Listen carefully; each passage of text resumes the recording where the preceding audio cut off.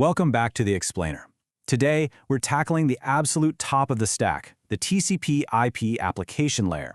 If you've ever wondered how your computer magically turns a few keystrokes into full-blown websites, emails, and file downloads, we're going to unpack exactly how that works. Let's learn this together visually, directly, and efficiently. Okay, let's dive right into this. Every single time you click a link, upload a photo, or send an email, there's this massive, hidden machinery that spins up in the background. Intuitively, you can think of the application layer as the internet's front door. It's the crucial translator that takes your very human, very simple clicks and turns them into raw network data that cables and routers can actually understand. Without it, your computer would basically just be talking to a wall. Here's our roadmap for today. We've got the bridge to the network, web traffic, managing emails and files, translating the web, TCP/IP versus OSI, and finally, the journey of a web page. This structured approach is absolutely perfect if you're prepping for an IT exam like the CCNA. All right, part one, the bridge to the network. So what are we actually looking at here? As the layer closest to the end user, the application layer is literally a bridge. Think about it. Your Google Chrome browser or your Outlook app, they have no clue how to shoot electrical signals down a fiber optic cable. And the network, on the flip side, has no idea what a web browser even is. It just sees data packets. So this layer sits right in the middle, formatting your user requests into standard protocols that the lower network layers can actually transport. What's really interesting about this slide is how it handles all the heavy lifting of standardization. Because it formats data according to strict, universal protocols, software developers don't have to reinvent the wheel every single time they code a new app. Whether you're building a mobile game or a highly secure banking app, you can just plug into these standardized internet services to move your data all around the world. Moving on to Section 2, Web Traffic, specifically HTTP and HTTPS. So HTTP, Hypertext Transfer Protocol. This is the fundamental language of the web. At its core, it's a stateless request and response language. You type a web address, your browser asks a server for it, and the server fires the page right back to your screen. And we call it stateless because every single click is treated as a brand new, completely independent request. But here's the absolute crucial technical detail we need to know. Standard HTTP, which runs on port 80, is totally unencrypted. If you send a password over HTTP, anyone snooping on the network can just read it in plain text. Yikes! That is exactly where HTTPS comes in, with that S standing for secure.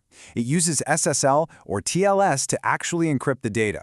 In the real world, anytime you're logging into your bank or dropping in credit card details, you are relying on the encryption of HTTPS to keep your stuff locked down. And take a really good look at this number, 443. This is the dedicated port for HTTPS. If you're an aspiring network admin, a dev, or studying for those networking exams, this is a vital number to memorize. Knowing that secure web traffic flows over port 443 is literally a daily reality of IT administration and firewall configuration.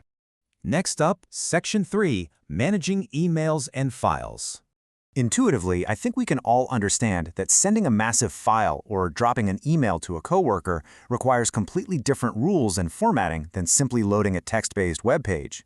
So the application layer has these dedicated protocols designed exclusively for these jobs. They act like the internet's digital post office and file couriers. Let's break down the technical differences here. When you hit send in Gmail, your device uses SMTP, Simple Mail Transfer Protocol, typically pushing out over port 25. But when you want to read your mail, the game changes. If you use POP3, the email is downloaded right to your device and usually deleted from the server.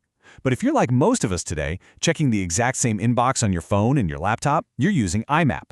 IMAP leaves the email on the server and syncs everything across all your devices in real time. Beyond just email, we've got file and device management. FTP, sitting on port 21, is your standard for uploading and downloading bulk files, like a web developer pushing a whole new website to a hosting server.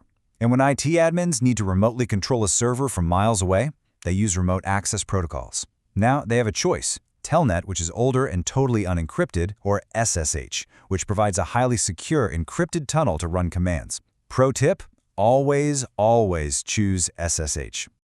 Let's move to Section 4 and see how this builds, translating the web with DNS.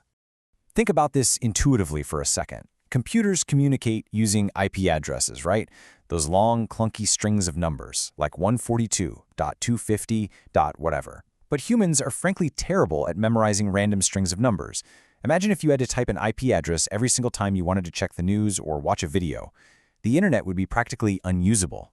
We desperately need a translation system. And that system is DNS, the Domain Name System. It is quite literally the internet's phone book. It's this massive, distributed system that resolves human-readable domain names, like google.com, into the exact IP addresses that the network layer requires to route your traffic. Because of this mechanism, DNS is almost always the very first service that activates the milliseconds you open a browser and type a URL. And just like we nailed down 443 earlier, you absolutely need to memorize port 53. Port 53 is the dedicated channel for DNS traffic. If port 53 is blocked on a network, nobody is resolving any websites, and as far as your users are concerned, the internet is down. It is a critical, absolutely crucial fact for troubleshooting. Oh, and we can't forget DHCP. It's kind of an unsung hero of the application layer. Imagine walking into a coffee shop, connecting to the Wi-Fi, and having to manually type in an IP address, a subnet mask, and a default gateway just to get online. That would be a complete nightmare.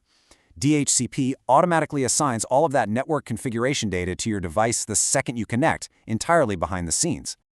All right, zooming out for some architectural context, Section 5, TCP/IP versus the OSI model. So the crucial point here is how they stack up. The OSI model is a bulky 7-layer framework, while TCP/IP is a much more streamlined 4-layer framework. Notice how the TCP/IP application layer actually squashes 3 highly complex OSI layers together, the application layer, the presentation layer, and the session layer, into one unified, efficient layer. It handles the user interface, the data formatting, and the communication sessions all in one integrated package. Finally, Section 6, the journey of a web page. Let's bring all these micro-concepts together into one real-world application.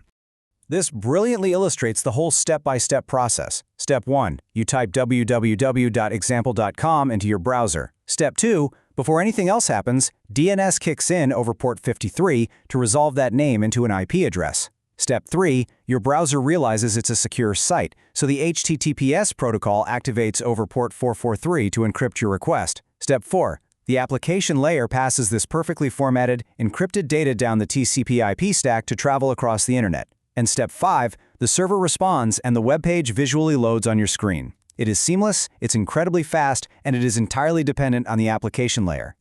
We've definitely covered a lot of ground today, from the stateless nature of HTTP to the vital translations of DNS and all those critical ports you need to know.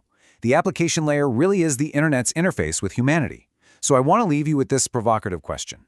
Now that you actually know how the application layer translates your everyday clicks into complex network data, how will you use this foundational knowledge to master network troubleshooting in your own IT career? Think about it. Keep learning, keep exploring, and I'll catch you in the next explainer.